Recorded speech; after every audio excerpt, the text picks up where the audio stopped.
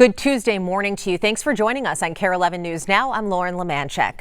New this morning, terrorism charges against Luigi Mangione have been tossed by a New York state judge, but state murder charges will stand. The 27-year-old is accused of killing United Healthcare CEO Brian Thompson back in December. Mangione's lawyers argue the New York case, along with a federal death penalty case, would put him on trial for the same crime twice. The judge rejected that, saying it's too early to determine whether that is the case. The judge is also setting a December 1st pretrial hearing date for the state charges. Just in this morning, Governor Tim Walz has officially announced his run for a third term. This is the announcement posted to his social media just before 8 this morning. In the announcement, Walz says as Minnesota governor, the state has made great progress, and he's not finished yet. He's facing a few challenges from Republicans, including 2022 opponent Dr. Scott Jensen, businessman Kendall Qualls, and State Representative Kristen Robbins of Maple Grove. We have a team on this story. Make sure you stay with us on KARE 11 and KARE 11 Plus for the very latest on the governor's race. Well, back to breaking news in Minneapolis. Right now, police are investigating 2 mass shootings in just 12 hours. Police say more than a dozen people are hurt. The 2 scenes are just down the street from each other. The first happened at the transit center at Lake and Stevens around noon yesterday. And then just before 10 last night, another shooting inside a homeless encampment at East Lake Street and 28th Avenue South. Audrey has new reaction from city leaders overnight. Police and the mayor speaking just hours ago, saying that this is the last straw for this homeless encampment on private property. They say the city plans to clear it once the criminal investigation is through, wrapping up likely sometime tomorrow morning. Now, the investigation, which you see here, started around 10 o'clock last night when an off-duty officer at Target was approached by people reporting these gunshots coming from Lake Street. Now, officers found 5 people shot at the encampment, and another 3 from that property turned up at hospitals later on. Now, 4 people are seriously hurt, including 3 men and 1 woman. The city has been trying to remove this encampment for months, and unlike setups on public property, they can't clear it without the cooperation of the property owner, Hamoudi Sabri.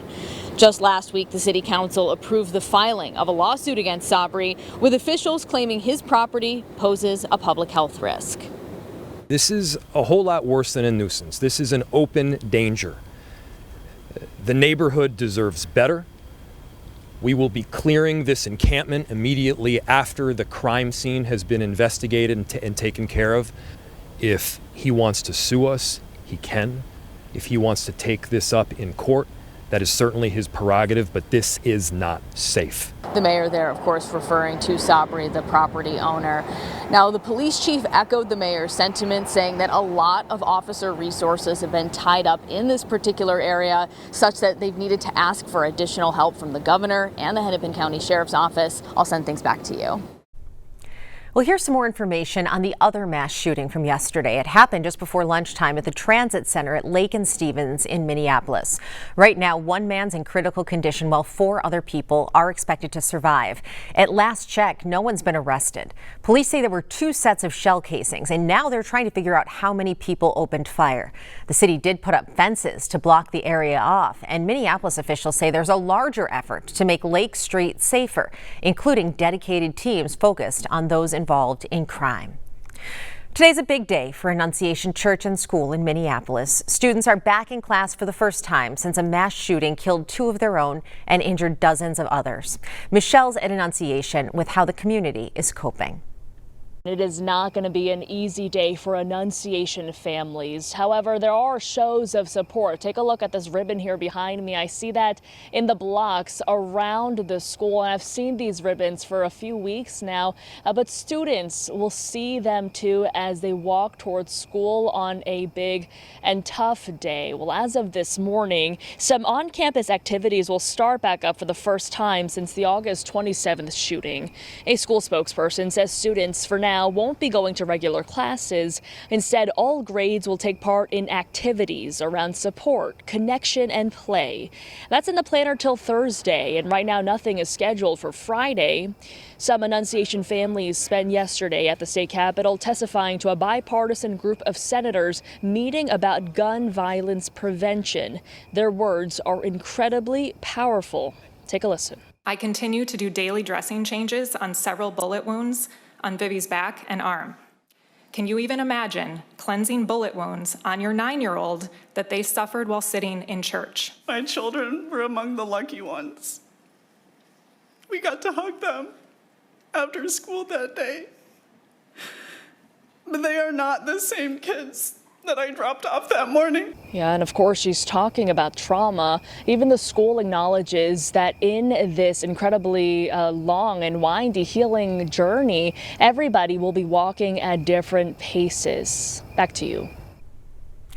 Well, happening right now, voters in Anoka and Hennepin counties will head to the polls for a special election. The race is to fill the late Representative Melissa Hortman's seat in House District 34B. You may remember Hortman and her husband Mark were shot and killed in their home 3 months ago. Today's election is between former Brooklyn Park City Councilor X.P. Lee and Republican candidate Ruth Bittner. Right now, Republicans hold a 1-seat majority in the Minnesota House. Polls close tonight at 8. We have new details this morning on a crash involving 2 school buses in southern Minnesota. The accident happened in Freeborn County, southwest of Austin, after school yesterday. Sheriff's deputies say the driver of the first bus didn't yield at an intersection, hitting the back of the second bus. 5 children and one of the drivers was taken to the hospital. These are some brand new pictures sent to us from a parent whose student went to the hospital. Now, everyone's expected to be okay. The driver of the first bus was given a ticket. Today, charges are expected to be filed by the Utah County Attorney Jeff Gray against Tyler Robinson, the man accused in connection with the assassination of Charlie Kirk. As the charges are filed, memorials across the country continue, as well as the fallout and finger-pointing over political violence. NBC's Bofti Imam has the latest from Washington. Good morning. Formal charges are expected to be filed today against the suspect, who police say was also linked to evidence found at the scene. And according to new reporting by the Washington Post, the suspect appeared to confess in an online chat before Kirk's death. 22-year-old Tyler Robinson is expected to face several charges, including aggravated murder in connection with the attack on conservative influencer Charlie Kirk. According to the Washington Post, Robinson appears to have confessed in an online chat not long before turning himself in, writing, "Hey guys, I have bad news for you all. It was me at UVU yesterday. I'm sorry for all of this." The Post citing 2 people familiar with the chat and screenshots. Another possible sign that may be part of the evidence, a text message exchange, says FBI Director Kash Patel. He had a text message exchange, he the suspect, with another individual, in which he claimed that he had an opportunity to take out Charlie Kirk and he was going to do it because of his hatred for what Charlie stood for. The FBI says the suspect is not cooperating, but points out they found the suspect's DNA on 2 pieces of evidence. While authorities haven't confirmed a motive, the president blames the left. Looks like he was radicalized over the internet, and it's radicalized on the left. He's a left. The Trump administration's effort to find and punish Americans who criticize Charlie Kirk intensifying, including measures to use the federal government to crack down on what the administration called vast domestic terrorist networks. We are going to use every resource we have at the Department of Justice, Homeland Security, and throughout this government to identify, disrupt, dismantle, and destroy these networks.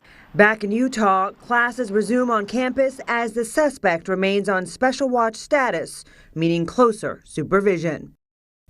Now, authorities say Robinson will stay on that special watch status until he passes a mental health evaluation. Meanwhile, plans for a massive memorial service are underway for this Sunday in Kirk's home state of Arizona. The service is expected to draw thousands at State Farm Stadium, including President Trump. In Washington, Bofti Imam, NBC News.